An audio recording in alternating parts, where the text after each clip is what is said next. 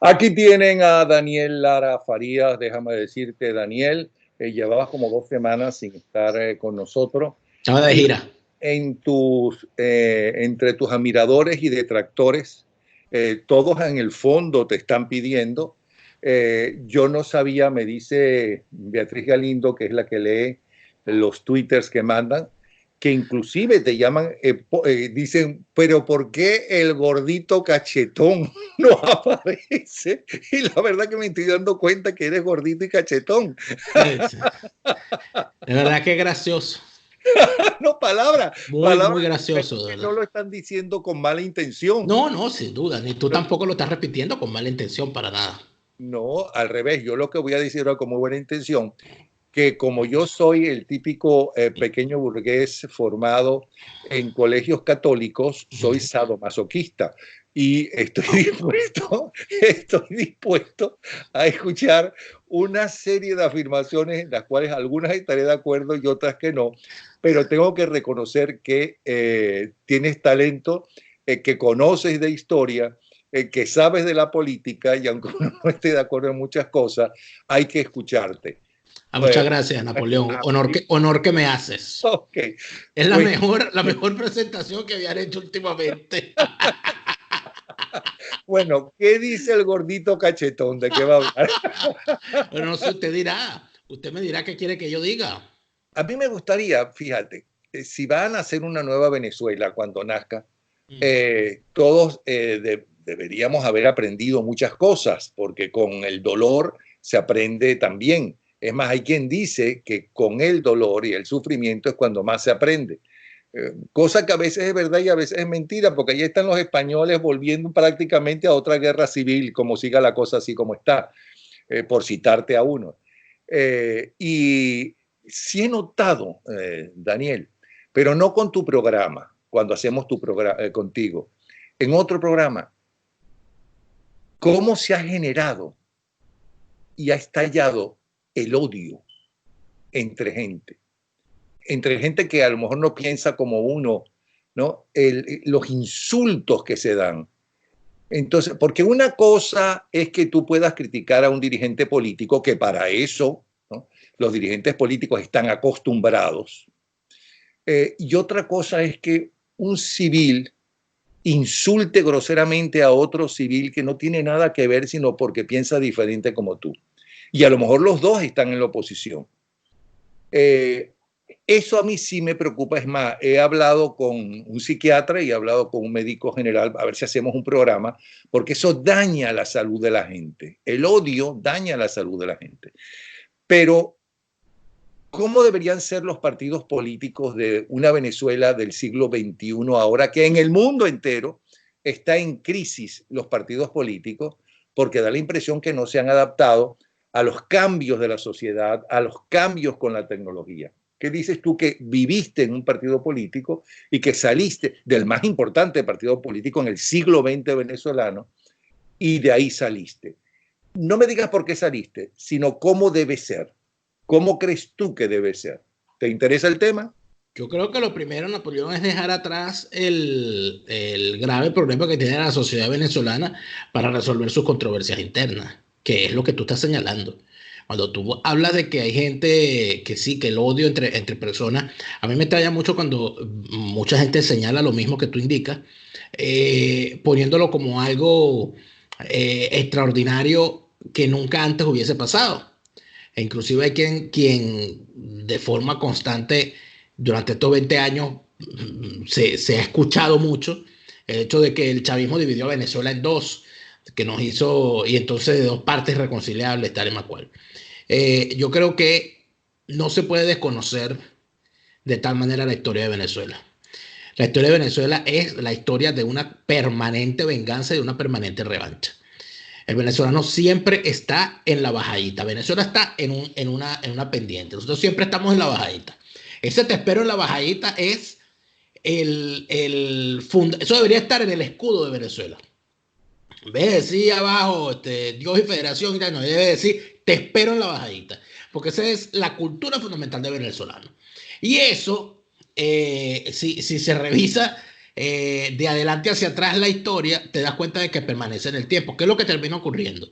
¿Y por qué ocurre? ¿Por qué creo yo que ocurre eso? Fundamentalmente los venezolanos hemos fracasado a la hora de estructurar, y eso debería ser algo que hay que corregir en el futuro, un sistema de justicia transparente, apartidista, donde de verdad exista el imperio de la ley. Donde la ley no sea, como decían en los tiempos del gomecismo, para mis amigos todos y para mis enemigos la ley, sino que la ley sea de verdad para todos, que todos estemos obligados a cumplir la ley y que el sistema de justicia permita que cuando una persona sea insultada en público, difamada inclusive, esa persona pueda exigir que sea respetada su honra, y en caso de que no haya una rectificación de quien lo ha mancillado, que esa persona pueda ir a la justicia y que la justicia ponga cada cosa en su lugar. Te doy un ejemplo reciente. Hubo alguien aquí en España, aquí en Europa, en España, que decidió emprenderla contra un político. Es mentira eso de que los políticos deben tener el cuero duro, es verdad. Pero yo no creo que sea cierto que de un político pueda decirse todo sin prueba. Como tampoco estoy de acuerdo que de un político deba ocultarse todo, aunque haya pruebas por alguna razón de simpatía.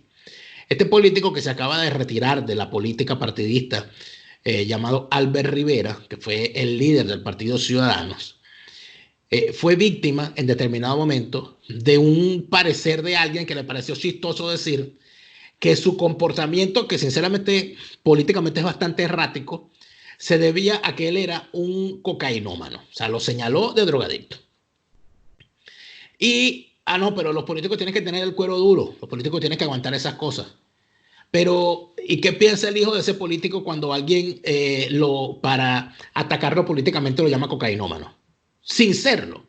Y aunque lo fuese, porque si una persona fuese cocainómano, eso sin duda alguna podría ser utilizado para decidir que ese político no es la persona más idónea, pero utilizar una adicción de una persona como forma de difamación o de escarnio es una cosa vil. Este señor decidió ir a los tribunales y demandó a un sindicalista del PSOE o de uno de estos partidos de izquierda independentistas que hizo un chiste con él donde lo que resumía era que el tipo era cocainómano. Bueno, el tribunal le dio la razón al demandante y obligó al demandado inclusive a pagar una indemnización. El señor ha ganado 2 juicios por esto, por esta razón, por estas acusaciones. Entonces, ¿qué ocurre? Que si nosotros tuviésemos un sistema y con esto no estoy queriendo decir que el sistema de justicia español sea el mejor del mundo, que no lo es, pero si nosotros tuviésemos un sistema de justicia donde a mí, cada vez que una persona en las redes, o a ti, cada vez que una persona en las redes sienta que lo que uno dice no le gusta, lo acusen a uno de recibir. A mí me han acusado de recibir real de todo el mundo. Yo debo ser la persona que está en más nóminas en el mundo. Porque a mí el chavismo me dice que a mí me paga la CIA, el Mossad israelí, los tenedores de bonos, Guaidó, Ramos Alú, imagínate, los reales más perdidos del mundo. Deben ser eso, ¿no? Si un opositor no le gusta que uno le critique a su líder, es porque a mí me paga el gobierno. Ok, antes que siga, una cosa es que cualquier persona y un oponente político que está ejerciendo y vive de la política, ¿no?, de su punto de vista contrario a lo que está haciendo otra persona, como es el caso tuyo, cuando te das tu análisis equivocado o no, pero es el tuyo, ¿no? Y otra cosa es muy diferente, que yo sí creo que afecta a la dirigencia política en general, que llamen a fulanito de tal, al presidente tal o al diputado tal ladrón sin base, y que ese dirigente no demande a la persona y le exija primero las pruebas y si no se las da para que lo diga públicamente, llevarlo a tribunales. Yo creo que eso es muy importante, exactamente, porque es que no se está desprestigiando a ese político el cual se está siendo acusado de ladrón, se está desprestigiando a toda la dirigencia política, porque eso es una cosa como muy normal y muy común, y muchas veces hemos hablado de eso.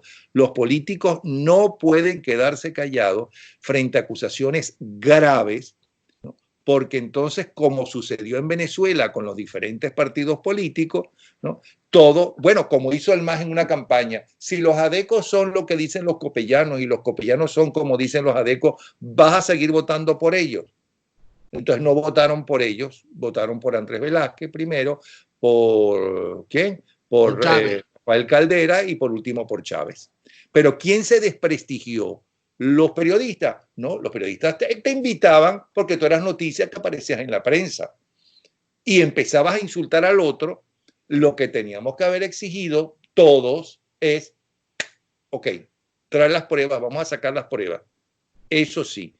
Ahora, eso es muy diferente a que yo no esté de acuerdo con lo que tú estás diciendo, ¿no? En tu análisis, no por eso te voy a insultar. No podrías. Estarías en tu derecho. No, yo no creo que la gente está en derecho a insultar a una persona. No, depende de lo que... Pero es que una cosa es un insulto... no estoy de acuerdo contigo por esto y esto. Exacto, sí, pero es que eso también puede haber mucho insulto, porque, por ejemplo, yo no creo en eso. La libertad de opinión implica que a alguien le parezca que mi opinión no sirve. Claro. Eso es parte de la libertad de opinión. Pero eso no es un insulto. Depende cómo lo digas. Bueno. Hay gente susceptible. Por ejemplo, cuando a mí una persona viene y me dice, tú estás, lo que pasa es que tú sigues teniendo el resentimiento, y disculpa que te lo diga con todo respeto. Cuando una persona empieza con todo el respeto, ya yo sé que ahí viene, Con todo el respeto, yo siempre te veo a ti con Napoleón, pero entonces yo no sé qué haces tú con Napoleón si Napoleón apoyó a los enemigos de la democracia. Entonces, ¿qué clase de demócrata eres tú? Eso a mí me parece un insulto. Bueno, es una argumentación falaz. Bueno, pero no estamos hablando ni de ti ni de mí, estábamos hablando de los políticos. Y te estaba diciendo que... No, estamos hablando del odio. Estamos hablando de cómo tú consideras que debe superarse el odio desde el punto de vista político, que parece ser la base de las actuaciones políticas, y que debería haber partidos que superen todo eso. Es que quien lo tiene que superar es la sociedad, Napoleón. Quien lo tiene que superar es la sociedad. Las argumentaciones falaces. Hay una cosa tan terrible como acusar a alguien sin pruebas, de recibir dinero de A, de B, de C, de ser financiado por A, por B, por C. Hay algo peor que eso, que es algo que se está viendo en la Venezuela de hoy, que es que teniendo las pruebas, ocultarlo. Es decir, mira, fulano de tal, o sea, una cosa, aquí no hay nada que explicar. Yo no tengo que demostrar nada. El hecho ocurrió.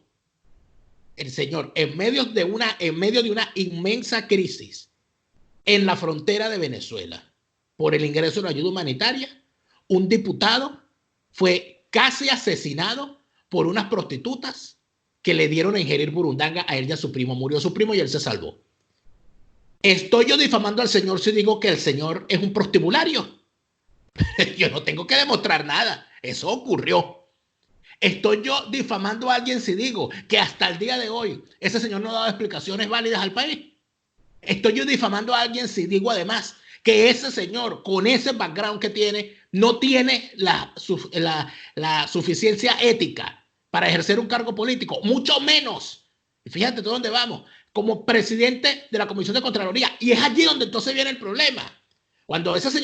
Si ese señor lo hubiesen apartado de la Comisión de Contraloría en ese momento, no se presenta después el rollo que se presentó con las carticas exonerando corruptos, de donde salió el Luis Parra, de donde salió el José Brito, de donde salió el Conrado Pérez, el Adolfo Superlano y los demás.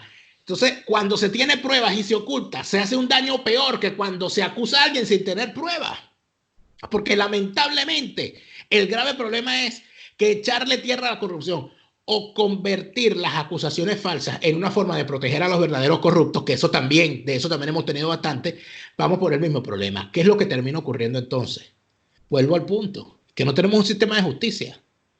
Si nosotros tuviésemos un sistema de justicia transparente, donde el señor Superlano vaya y demande a Daniel Lara, porque dice que el señor Daniel Lara lo está exponiendo al escarnio, llamándolo prostibulario.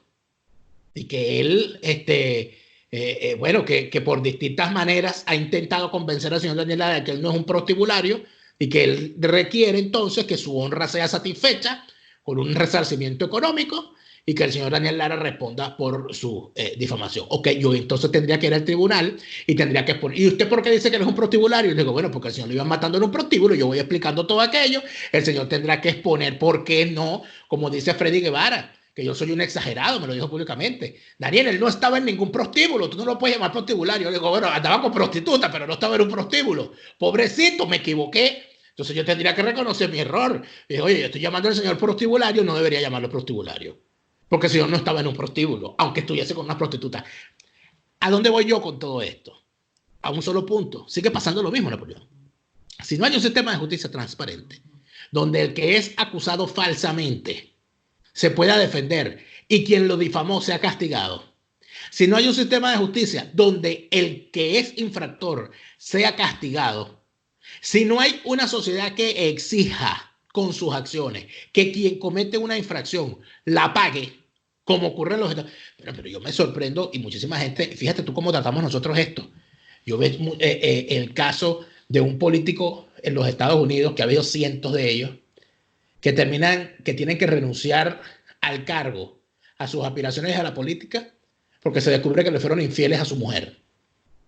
De eso ha habido cientos de casos. ¿Y qué decimos los venezolanos? Ay, pero qué gran cosa, esa es su vida privada. Bueno, y esos cachos son problemas de la gente. Bueno, ni que él fuera a gobernar con el cacho. Esas son las expresiones del venezolano. Porque para nosotros es una cosa ajena lo que le terminó ocurriendo, por cierto, a Bill Clinton. Que todo el mundo se concentró en lo pintoresco de la acusación o lo pintoresco de los detalles, pero no en el fondo de la acusación, que de lo que estaban acusando al señor era de haber mentido de forma reiterada a la opinión pública, que era allí donde estaba el problema. Que por cierto se salvó. Yo no entiendo por qué tanto escándalo con lo de Trump, porque lo de Bill Clinton fue peor, porque lo de Bill Clinton, todo el mundo lo sabía y se pudo demostrar. Lo de Donald Trump siempre quedó en sus posiciones. Entonces, en medio de todas esas cosas, Napoleón, yo creo que si algo necesitamos nosotros tener en el futuro en cuanto a partidos y en cuanto a políticos, es, número uno, una sociedad que se vuelva en sí misma a analizar cuáles son los valores que la sustentan. Nosotros no podemos seguir teniendo ese valor de la riqueza súbita, el valor de el cuánto tienes, cuánto vales, en el que prácticamente aquí el objetivo en la Venezuela de hoy sea tener una camioneta gigantesca, ser un bolichico. O sea, el sueño hoy es ser un bolichico. Inclusive, cuando tú lo ves en los sectores populares, que lo que quiere ese muchacho es ser PRAN, o sea, tener no sé cuántos luceros un ejército, no sé cuántas armas, echar tiro y tener dinero, ¿verdad? Es prácticamente la misma cultura. Nosotros tenemos un grave problema con eso. Y todo pasa entonces al final por lo mismo, Napoleón, la educación. Pero, generalizando, ¿crees que la mayoría es así? Es que las excepciones te confirman la norma. Porque cuando tú revisas, Napoleón, quiénes son los que han llegado a los primeros lugares en la política, te consigues el caso del muchachito de 12 años, por ejemplo, que nadie reparó en él. Yo me siento verdaderamente decepcionado de que no se haya puesto más atención en el muchacho, en el niño de 12 años que fue invitado por Donald Trump a su discurso del Estado de la Unión por haber sido el primero de su clase y haber aprobado todos los requerimientos para ingresar al programa de formación en materia aeroespacial a sus 12 años. O sea, mostrar una cosa como esa en público, o sea, decirle al mundo, miren este niño, que con esfuerzo y todo eso lo estamos reconociendo porque es un niño que tiene un gran futuro, etcétera, etcétera. ¿Qué valores estás tú promoviendo allí? Número uno, el de la educación. Es decir, mira, si tú estudias y lo haces muy bien, vas a llegar lejos. Número dos, el que no existen frenos para una persona cuando quiere lograr algo, que inclusive hasta en el sitio más importante, en el momento más importante, te lo puedes reconocer. Y tres, que de verdad ese valor del sueño americano y tal sigue siendo algo que está dentro de los valores de los Estados Unidos. Nosotros, en cambio, si tú haces una revisión de lo que exponemos nosotros en prensa, de lo que ponemos nosotros en medios, que son al fin y al cabo expresión de lo que ocurre en la sociedad.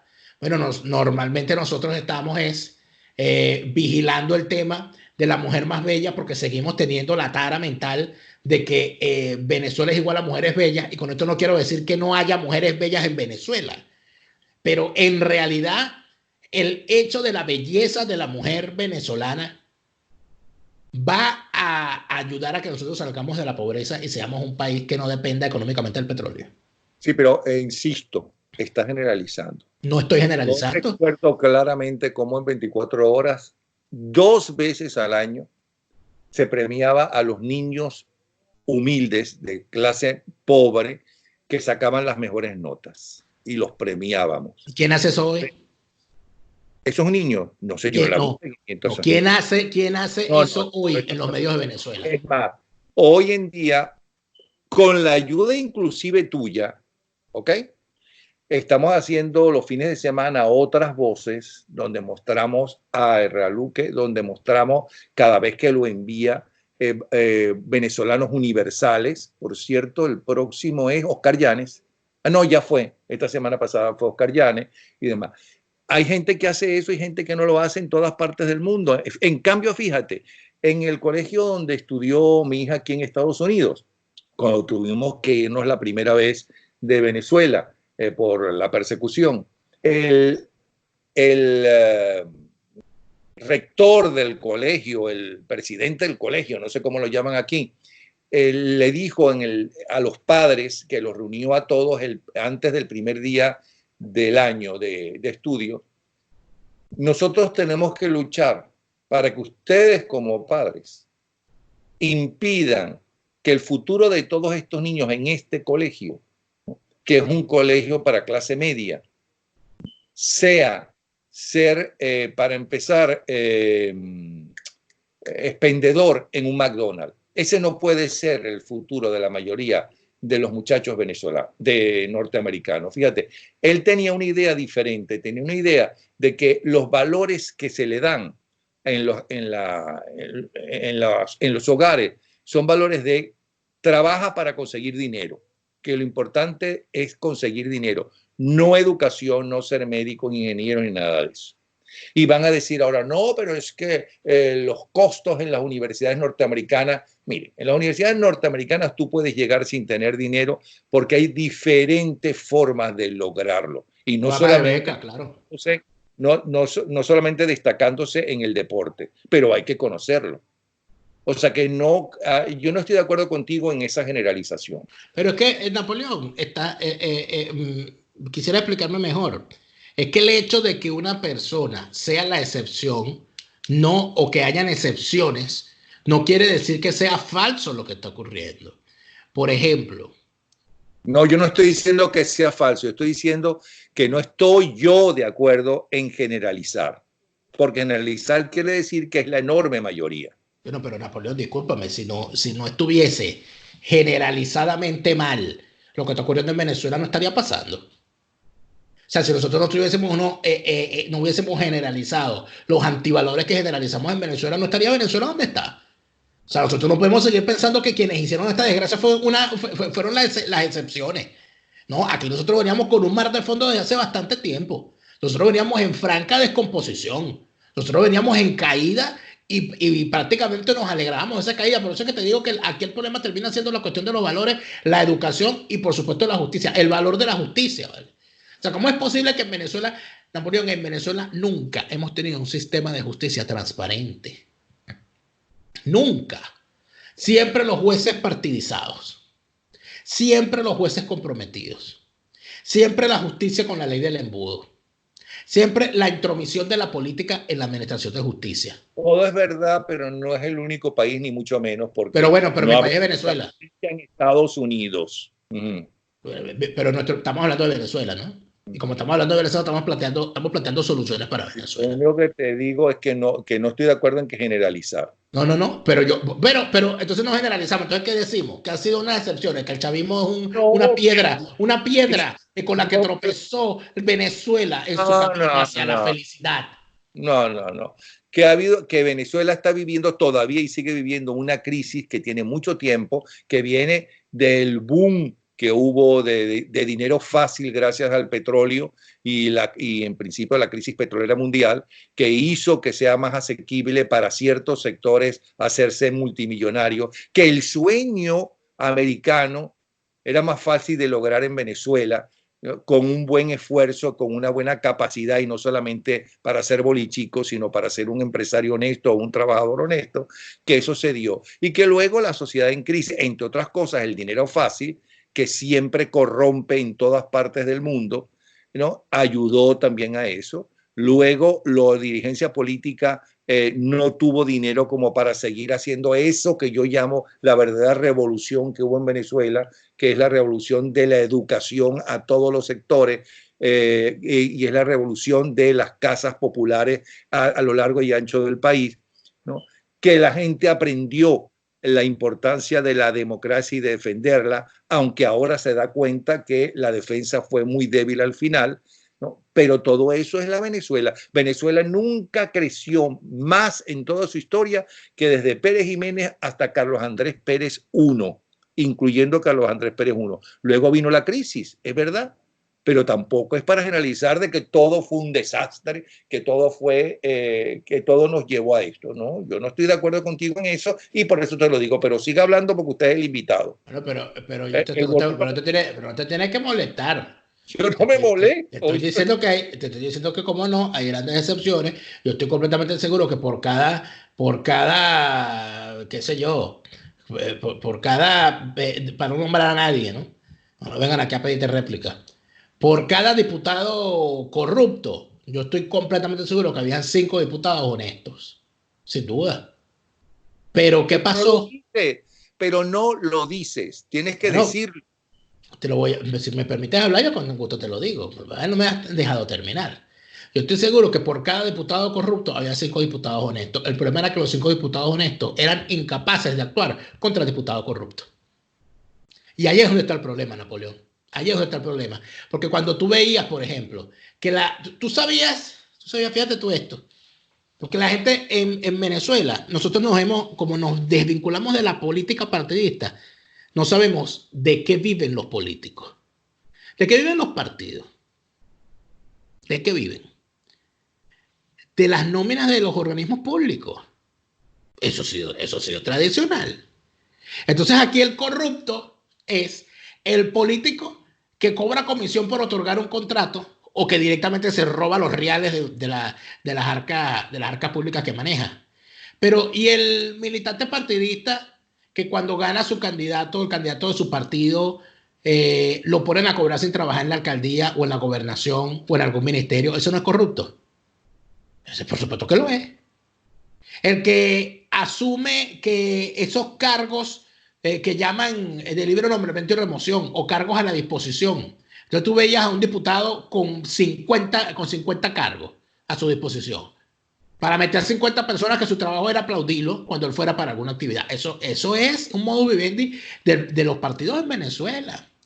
Entonces el sistema de partidos en Venezuela vive de esas corrupciones. ¿Qué es lo que pasa? Ah, no, pero nosotros ahí tenemos un diputado honesto. Tienes un diputado honesto. Habría que preguntarse, ¿ese diputado honesto qué tan honesto es como para permitirse formar parte de un partido que vive de los dineros de la corrupción?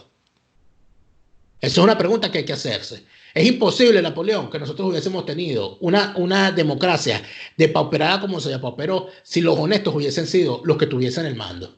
Porque lamentablemente no lo teníamos. Ojo, yo con esto no estoy queriendo decir que todos eran corruptos, porque otra de las cosas que considero yo que le ha hecho muchísimo daño a las cosas, no se trata de generalizar. Sí, yo sí generalizo, pero también particularizo. Y cuando hay una excepción, yo la particularizo. Yo creo haber ido a la casa familiar de políticos de distintas épocas, de distintos partidos, en distintas partes. Y a mí, yo hubo un momento que caí en cuenta. Yo dije, pero ¿dónde están los millones que esta gente se robaba, supuestamente, que eran los hombres más corruptos del mundo? ¿No? Y tú ibas entonces a una casa, nunca se me olvida, una visita al doctor Octavio Lepage, le tocamos el timbre, oye, nadie abre. Y vamos a tocar el timbre, nadie abre. Y al rato viene el propio Octavio Lepage a abrirnos la puerta. Dice, ay, disculpe, es que el timbre estaba sonando, pero es que yo estoy solo y no había escuchado. Entonces, ahí es donde tú dices, bueno, esos cuentos de los políticos con 50 personal de servicio, chofer, carro blindado, etcétera, como lo ves tú ahora en los políticos del régimen ahorita, los delincuentes del régimen. Bueno, yo fui a la casa de un expresidente como Lepage, de un expresidente como el doctor Ramón J. Velázquez, y tú no veías ni ostentación, ni lujo más allá del que puede tener, que eso sí era un lujo y de verdad provocaba expropiarse las bibliotecas que tenían personas como Octavio Lepage, como Ramón J. Velázquez, por cierto que su biblioteca fue donada por su familia a la Universidad Metropolitana, cosa que de alguna manera garantiza que sus libros estarán... Tancuro, como Luis Herrera Camping, por citarte dos más. O como el propio doctor Caldera, o como o sea, donaron sus libros. O sea, yo recuerdo haber ido o sea, haber tenido la suerte, bueno, pues eso me lo llevaré yo a la tumba. La biblioteca del doctor Enrique Tejera París. Y la explicación de cuando yo veo esa biblioteca tan inmensa, a mí lo que me quedó fue preguntarle al doctor Tejera, ¿cuál es el libro más viejo que tiene usted aquí? Por mera curiosidad. Y el doctor Tejera me contó que lo más viejo que tenía y el que más atesoraba y que más le gustaba era la Enciclopedia Británica. Poco tomo de la Enciclopedia Británica, porque fue el regalo de cumpleaños que él le pidió a su papá, cuando el doctor Enrique Tejera, el viejo, el científico, cuando él cumplió 12 años, su papá le preguntó qué quería de regalo y él le dijo que él quería la Enciclopedia Británica. Y me dijo, y me la sé completa, aunque de vez en cuando la tengo que repasar. Entonces, de esos son excepciones. Estas son excepciones. Ahora, yo puedo decir que la infame ostentación que hace Pedro Carreño de su riqueza y de sus lujos y del boato que se da, eso es una excepción. O tenemos que decir que no hay un solo jerarca chavista que no sea corrupto. Yo creo que esa generalización es completamente válida. Yo estoy completamente convencido que en la jerarquía chavista el que no es corrupto lo está lamentando y está tratando de solucionar esa situación en algún momento para poder ser corrupto. En el caso de quienes hacen vida en los partidos, estoy lamentablemente convencido de lo mismo, Napoleón. Hay un grave problema de corrupción, hay un grave problema con nuestro sistema de justicia, y entonces ahí es donde está la cosa. Si la justicia está politizada, si quienes deciden quiénes van a ser los jueces son los políticos, y los políticos son corruptos, ¿cuándo va a haber una justicia transparente que juzgue a esos políticos? Nunca. Tan sencillo como eso. ¿Cómo le ponemos el cascabel al gato? Mira, no lo sé. Yo creo que por lo que hay que empezar es por la propia sociedad, por los valores y por la educación. Yo creo que por ahí hay que empezar. Porque lamentablemente yo no veo una cosa distinta. O sea, tú ves y fíjate, eso que contabas tú del profesor en los Estados Unidos, eso te revela que sí hay en esa sociedad gente que se da cuenta de cosas que están mal. En todas las sociedades de estos países desarrollados, uno escucha a la gente quejándose.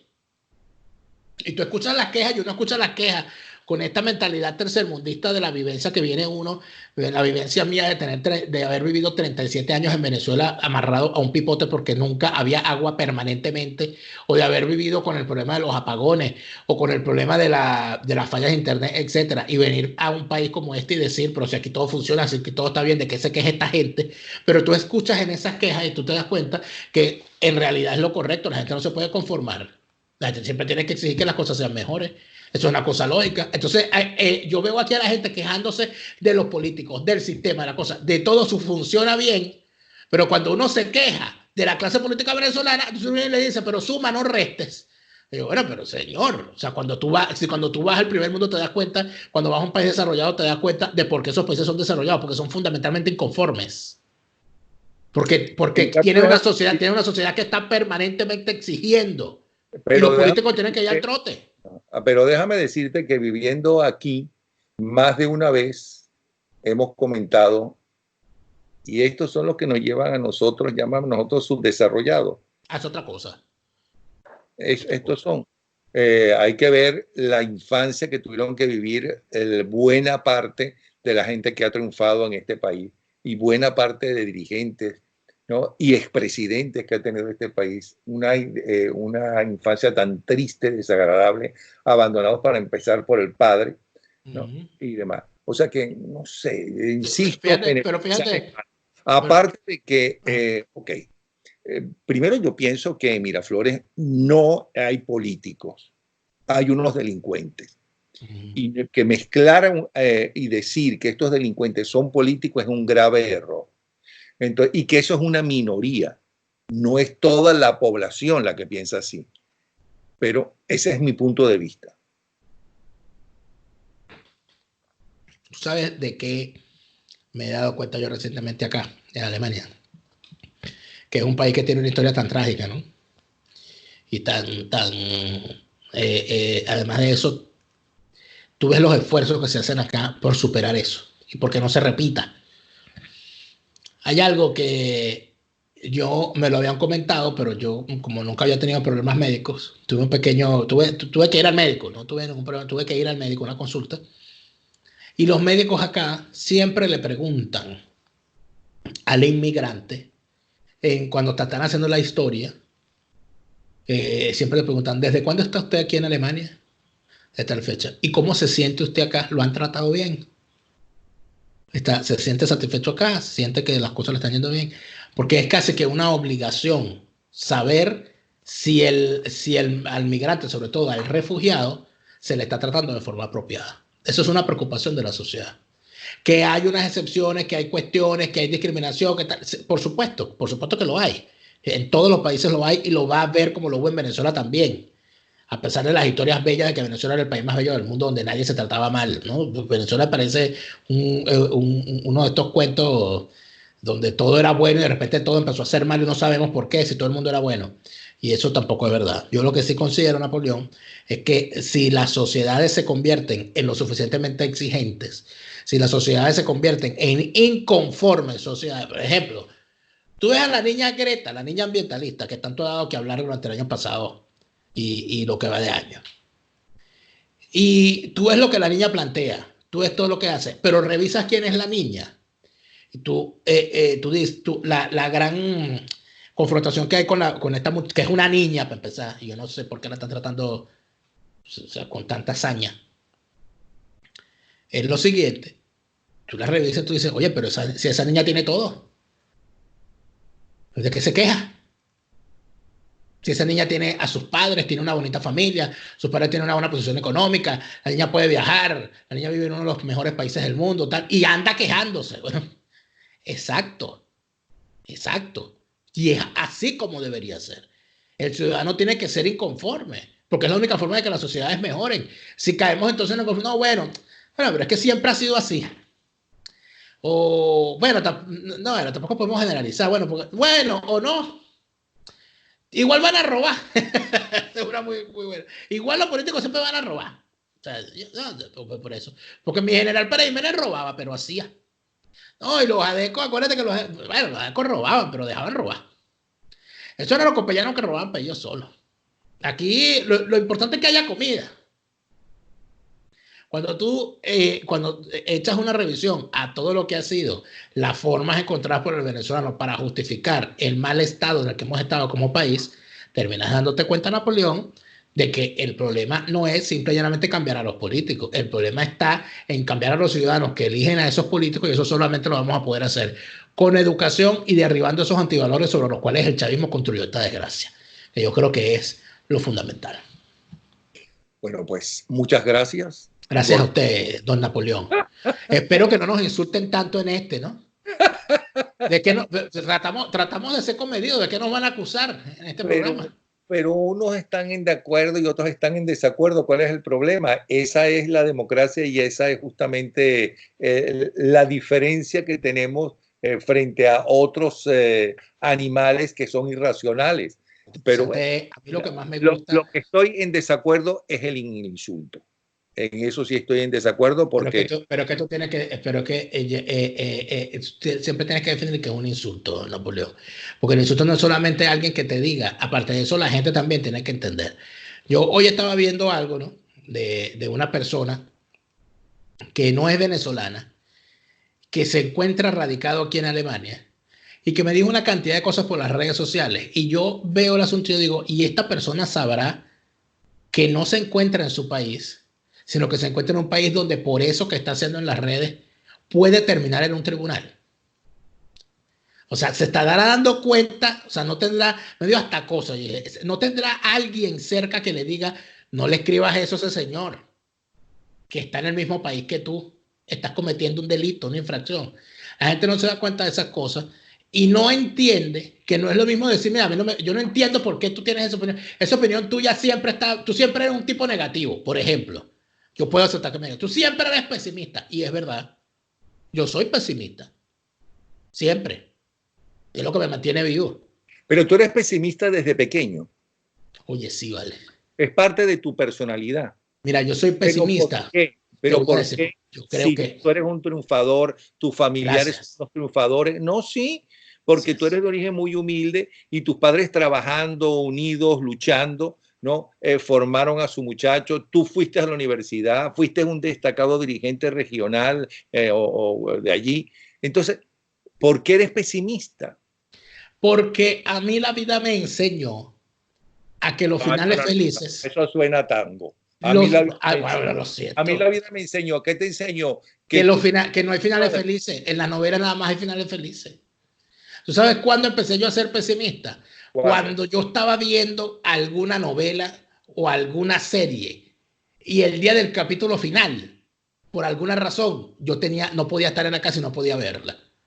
Cuando yo no pude ver el final de la novela El extraño retorno de Diana Salazar, yo dije, no, que la vida no es justa. O sea, no puede ser que yo haya visto esta novela completa y no haya podido ver el capítulo final. Ese tipo de cosas. Napoleón, es verdad, pero te estoy diciendo la verdad. Una persona pesimista. Es verdad, mi familia le fue bien. Nosotros no, mis padres estuvieron en su vida de adulto mejor que lo que tuvieron sus padres. Mis hermanos y yo estamos mejor tuvimos una mejor vida de la que tuvieron mis padres de niños. Pero bueno, hoy estamos divididos, como están divididas muchas familias venezolanas. Y quizás a nosotros nos ha sido leve frente a otros. La cantidad de venezolanos que están viendo crecer a sus nietos por videollamada, porque no lo tienen cerca. Tú me dijiste que desde pequeño eras pesimista y te pregunto por qué razón. Te estoy diciendo por qué. Porque dejaste de ver el final de una novela. Por ejemplo.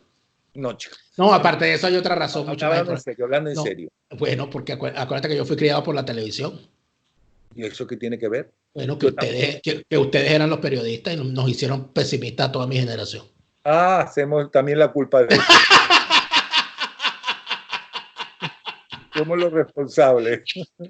Como ahora tú eres responsable de hacer pesimista a toda la generación de venezolanos. Exacto. Le estoy devolviendo el favor a la sociedad.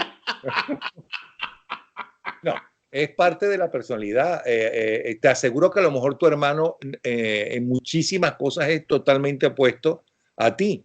Y son dos hermanos que fueron criados exactamente en la misma familia. Eso es una cosa humana. Benedetti decía que un pesimista es un optimista bien informado. Un pesimista es pesimista, esté bien o mal informado. ¿Tú crees? Sí, porque es tu personalidad, ver la parte negativa. No, entonces, pero es que no se trata de ver la parte negativa, eso no es verdad. Yo no estoy viendo la parte negativa. Mi pesimismo significa no hacerme expectativas sin ver los hechos. No te hagas expectativas sin ver los hechos. Pero eso no tiene que ver para mí ser pesimista. No, bueno, pero es que tú todo ves lo negativo. Bueno, sí, porque hasta lo que he visto hasta ahora es negativo. Si yo viese cosas positivas, las diría. Porque eres pesimista. Es solamente lo negativo, pero yo no estoy hablando de política solamente. No, estoy hablando de la vida, en líneas generales. Por eso tienes que reconocer que eres pesimista, o sea, que tienes que aprender a disfrutar de las cosas positivas. Tienes que aprender. Tú no pero estás viendo que estás siendo sumamente determinista. Para ti, uno tiene que ser optimista porque si uno no es optimista, uno es malo. No estoy diciendo que tú tienes que ser optimista, yo estoy diciendo Claro, que, lo estás diciendo. y preguntándote por qué eres pesimista. Y Y te tú estoy me diciendo estás por dando qué. la razón de que si eres pesimista. Sí. Me explico. Y te estoy diciendo, pero también hay que aprender a disfrutar de las cosas positivas que Eso no uno quiere, tiene. está confundiendo las cosas. El hecho de que uno tenga, de que uno sea pesimista no quiere decir que uno no disfrute la vida, por supuesto que sí. Yo disfruto las cosas buenas que puedo tener. Es mentira que yo me voy a ir a vivir qué sé yo, a ir a un museo, estos museos tan maravillosos que hay acá, o a irme de viaje, de vacaciones y voy a andar diciendo qué horror, que se van a acabar estas vacaciones porque todo se acaba. No, yo lo disfruto. Te Yo, veo, yo te veo así. no, no. Yo lo disfruto. Como Voy a estar voy a estar en la playa viendo al horizonte con rabia, diciendo este sol, ¿por qué? No, yo no, yo disfruto los momentos, pero igualmente sé, ¿verdad? Que no tanto como el negrito del Batey, que decía que el trabajo para él era un enemigo, porque el trabajo lo hizo Dios como castigo. Pero yo a veces me pongo a pensar, si el trabajo fuera bueno, no lo tendría que trabajar para vivir.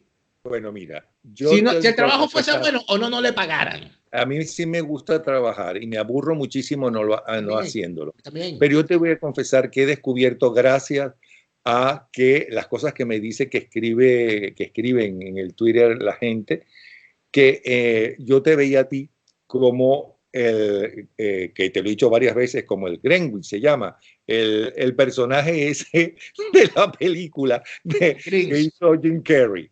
¿Cómo se llama? el Grinch. El Grinch. Pero fíjate, otra gente, ahora te estoy viendo como el gordito cachetón. No, ¿Ves? podría ser peor. Podría ser el gordito de la camisa rosada que bautizaron el 27 de Horror, noviembre. horror. No, terrible, terrible. Vamos a dejarlo hasta ahí porque ya no estamos poniendo creepy. Sí, ok. Bueno, gracias, Daniel. Nos vemos la semana próxima, ok. Ok. Y nuevamente gracias por lo que nos estás ayudando para poder presentar a la gente todos los fines de semana la historia fabulada, porque es gracias a él que lo pasa a otro sistema Otro diferente. formato, sí, porque hay que recuperarlo. Ojalá tengamos a tiempo esta semana dispuesta a la nueva temporada, porque lo podemos presentar por temporada y nos falta la nueva temporada, pero los archivos hay que hacer un esfuerzo. Vamos a tratar de tenerlo esta semana. Perfecto. Gracias, Daniel Lara Farías.